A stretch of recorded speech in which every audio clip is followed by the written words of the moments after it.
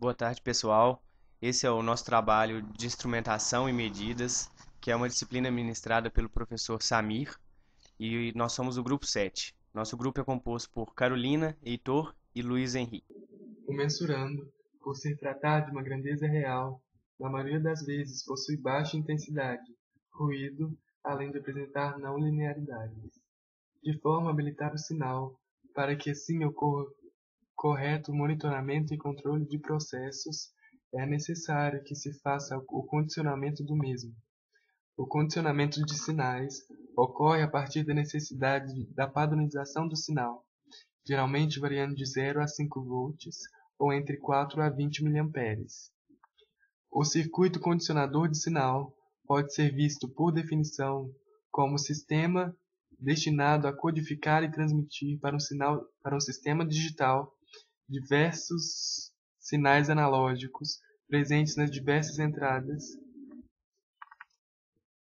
O circuito condicionador de sinal pode ser visto, por definição, como sistema destinado a codificar e transmitir para um sistema digital diversos sinais analógicos presentes nas respectivas entradas pelo processo de divisão temporal.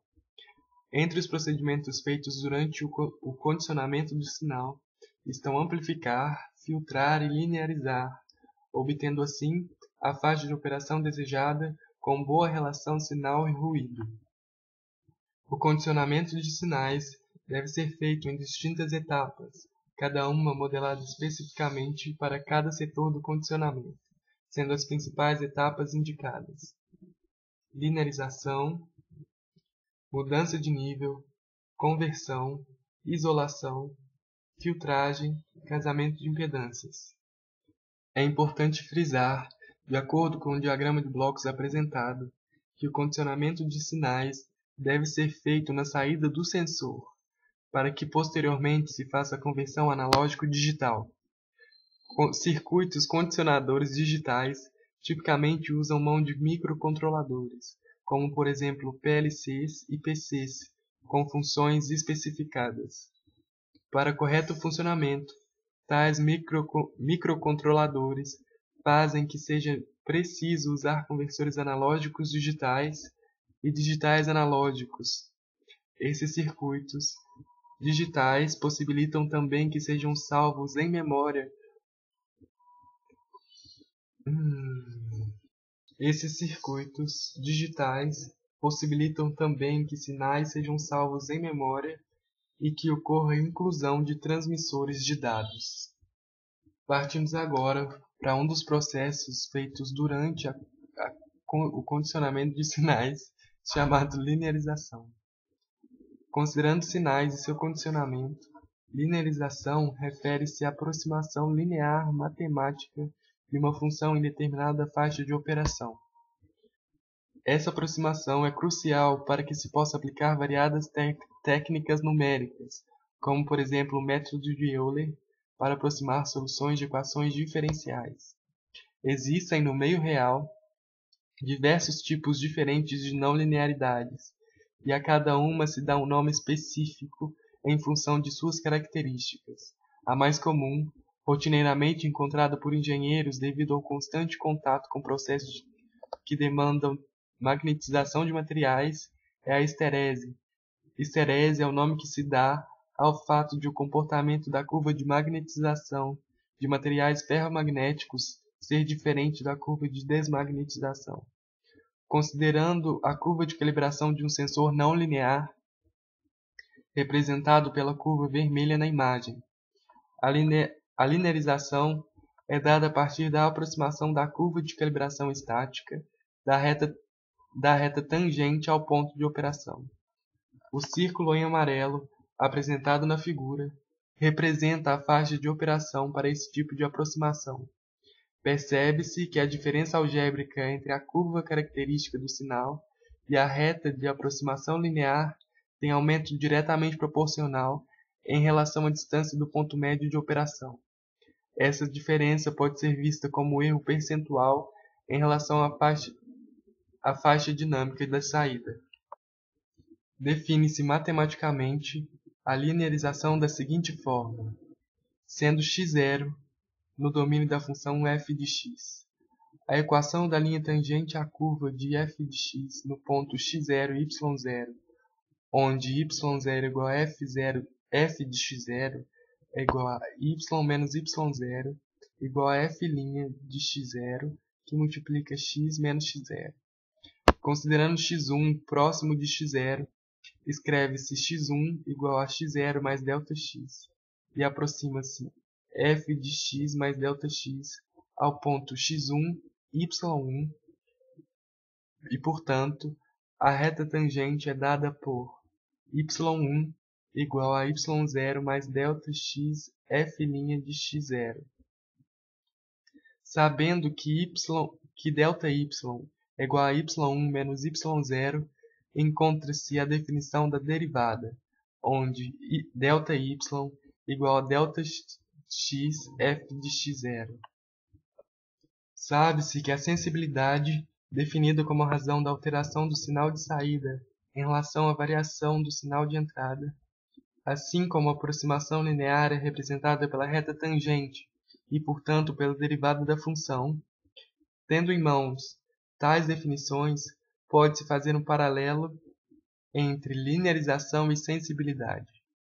Quanto menos não linear, ou seja, quanto mais constante for a sensibilidade da curva de calibração estática, maior será a faixa de operação possível a partir do método de linearização algébrica. Quanto menos não linear, ou seja, quanto mais constante for a sensibilidade da curva de calibração estática, maior será a faixa de operação possível a partir desse método de linearização algébrica, pois o erro será proporcionalmente menor ao se afastar do ponto onde a reta tangente toca a curva de calibração, como visto nas diferentes imagens acima.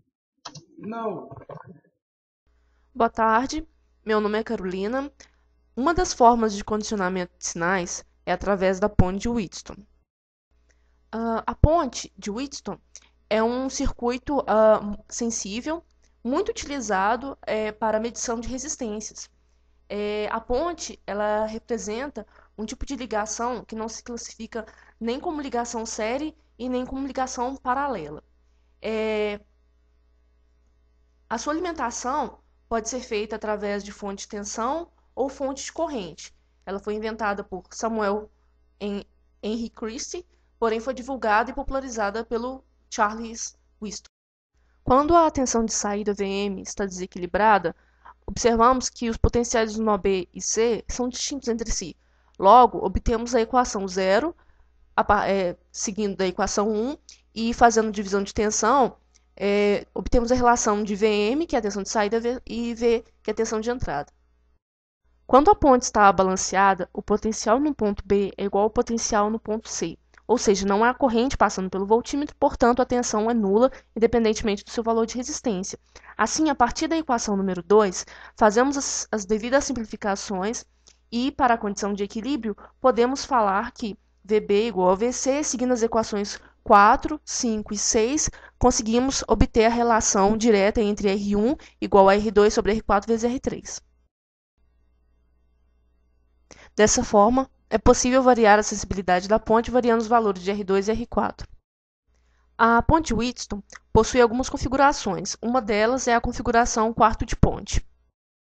Nessa configuração, possuímos apenas um elemento ativo, o qual denominamos como sendo uma grandeza em que, variando a mesma, podemos variar um outro parâmetro físico. Nessa configuração, o elemento ativo é representado pela resistência R4, que pode ser substituída por um extensômetro. E a variação de VM, que é a tensão de saída, será influenciada pela variação de R4. A partir da figura 2, podemos ver que R1, R2 e R3 é igual a R, uma resistência fixa, como mostra a equação 17. Assim, temos que R4, pela equação 18, é R mais ΔR, representado pelo extensômetro. Temos o seguinte, a dedução e a equação 19 mostra o resultado final da relação entre a tensão de saída e a tensão de entrada. Fazendo as seguintes simplificações, temos a relação entre a tensão de saída e a tensão de entrada e a variação da resistência por um outro valor de resistência. Podemos observar na equação 20 que no denominador podemos desprezar 2ΔR. Assim, obtemos a relação final entre Vm e Vr igual a menos ΔR sobre 4R. Este sinal depende da polaridade do extensômetro.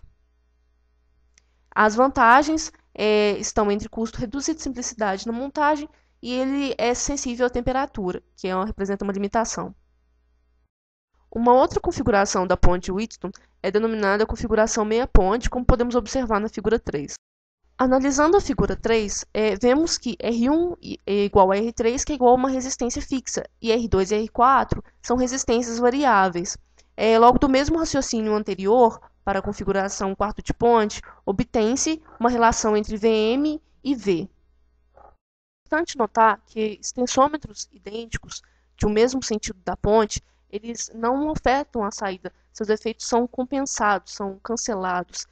Porém, extensômetros idênticos de cada lado da ponte, eles alteram a tensão de saída, assim como extensômetros distintos em cada lado da ponte, extensômetros distintos no mesmo lado da ponte, eles alteram a tensão de saída, e aplicado em ambientes com variação de temperatura. A configuração de ponte de Wheatstone é chamada configuração ponte completa, como podemos ver representado na figura 4. Para esse tipo de configuração, ponte completa, temos que as variações térmicas dos tensômetros podem ser compensadas entre si, e elas são aplicadas em condições de temperatura variável, entretanto, esse tipo de configuração é mais cara.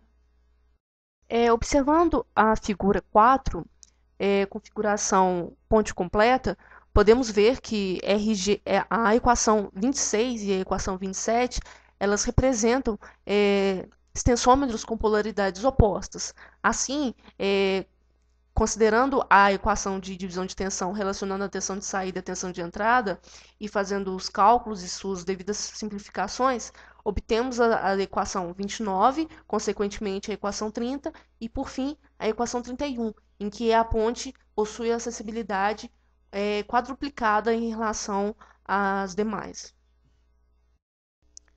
Nesta parte do trabalho, iremos falar de filtros analógicos. Assim como os digitais, podem ser divididos em 4 classes, sendo elas passa-baixa, passa-alta, passa-faixa, rejeita-faixa, as quais trabalharemos neste tópico. Filtros passa-baixas. Este filtro tem a função de filtrar o sinal, recebendo baixas frequências e rejeitando as altas. É formado quando a saída é retirada de um circuito RC, no capacitor, assim como vemos no modelo de circuito mostrado. Pode-se observar o modelo de saída no gráfico, onde somente as frequências abaixo de ômega-c, que é a frequência de corte, são aceitas. E temos também aqui sua função de transferência, que é a saída sobre a entrada. Filtros passa-altas. Ao contrário do passa-baixa, este libera a passagem de altas frequências e atenua as baixas. Seu modelo de circuito, como pode-se ver, é um RC com a saída extraída no resistor. Do mesmo modo, temos a função de transferência e seu gráfico indicado no slide. Filtros passa-faixa. Este filtro recebe frequências dentro de uma faixa pré-determinada e bloqueia ou atenua o restante. Seu modelo de circuito é um RLC em série ressonante com a saída extraída no resistor, como mostrado na figura. Temos também mostrado seu modelo de gráfico e função de transferência. Filtro rejeita-faixa. Ele faz o inverso do passa-faixas. Ele atenua frequências dentro de uma faixa pré-determinada e passa o restante.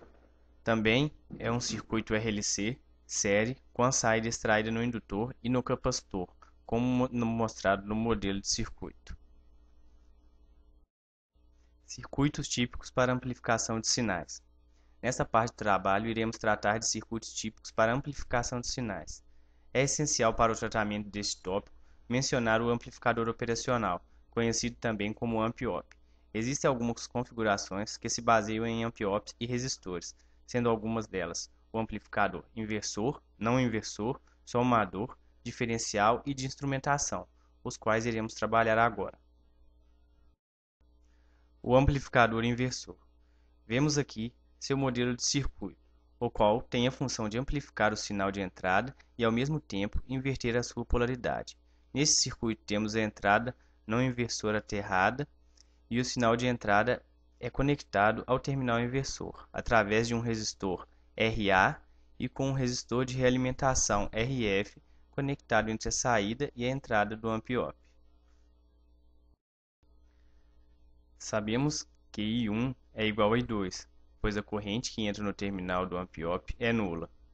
Aplicando a lei dos nós, temos que V de entrada menos V1 sobre RA é igual a V1 menos a tensão de saída dividido por RF, sendo que para um amp-op, V1 igual a V2 que é igual a zero, que são as tensões nos terminais de entrada do amplificador operacional. Temos a equação 2 da seguinte forma: V de entrada sobre RA é igual a menos V de saída sobre RF. Manipulando agora a equação 4, temos que V de saída é igual a menos RF sobre RA, que multiplica V de entrada, sendo que RF sobre RA é o ganho de tensão. Amplificador não inversor. Vemos agora nesse circuito que o sinal de entrada é conectado ao terminal não inversor, com o objetivo de amplificar a entrada com um ganho positivo na saída. Temos então que I1 é igual a I2. Aplicando a lei dos nós, temos que 0 menos V1 sobre RA é igual a V1 menos tensão de saída sobre RF. Mas vimos no circuito que V1 igual a V2, que é igual à tensão de entrada, o que torna a equação 7 em menos V de entrada sobre RA é igual a V de entrada menos V de saída sobre RF. Manipulando a equação 8, temos a tensão de saída do amplificador não inversor, que é dada por a tensão de saída é igual a 1 mais RC sobre RA, que multiplica a tensão de entrada. O amplificador somador. Vemos nesse circuito que ele possui várias entradas. Sua função é entregar na saída um sinal que é a soma ponderada de todas as entradas. Vimos pelo circuito que a corrente I é o somatório das correntes de cada entrada, sendo essas I1, I2 e I3. Aplicando a lei dos nós, temos que I1 é igual a V1 menos VA sobre RA, I2 é igual a V2 menos VA sobre RB, I3 é igual a V3 menos VA sobre RC e I4 é igual a VA menos a tensão de saída sobre RF. Sabendo que a tensão no nó A do terminal de entrada do amp-op é zero, teremos a saída igual a tensão de saída é igual a menos RF, que multiplica V1 sobre RA, mais RF, que multiplica V2 sobre RB, mais RF, que multiplica V3 sobre RC. O amplificador diferencial. Este circuito é usado para amplificar a diferença entre duas entradas, rejeitando qualquer sinal comum entre elas. Aplicando a lei dos nós ao nó A, temos que V1 menos VA sobre RA é igual a VA menos V de saída sobre RB.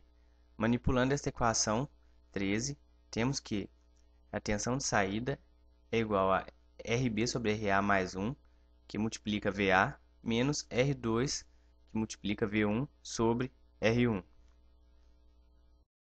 Agora, aplicando ao nó B, temos que V2 menos VB sobre RC é igual a VB menos 0 sobre RD. Isolando VB, temos a equação 16.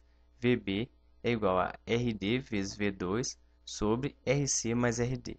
Sabemos que VA é igual a VB. Substituindo as equações 14 e 16, temos a saída igual à equação 17 mostrada. Quando os sinais de entradas forem comuns, a saída será igual a zero. Isto ocorre quando RA sobre RB é igual a RC sobre RD, tornando assim a equação da saída do amplificador diferencial em V de saída é igual a RB sobre RA, que multiplica V2 menos V1. O amplificador de instrumentação. Semelhante ao amplificador diferencial, ele amplifica a diferença entre duas entradas. É composto por 3 amp-ohms básicos e 7 resistores iguais, exceto pelo resistor de ajuste de ganho. Ele leva este nome devido à larga aplicação em sistemas de medições e controle de processos. A tensão de saída do amplificador de instrumentação é dada pela equação 20, onde a tensão de saída é igual a AV, que multiplica V2 menos V1, em que o ganho é dado por AV igual a 1 mais 2R sobre RG. Vimos então que condicionamento de sinal é de suma importância para a obtenção e processamento de sinais. Como explanados, sabe-se qual o papel dos circuitos condicionadores de sinais para que os dispositivos de aquisição de dados efetuem a medição de uma forma eficaz e exata.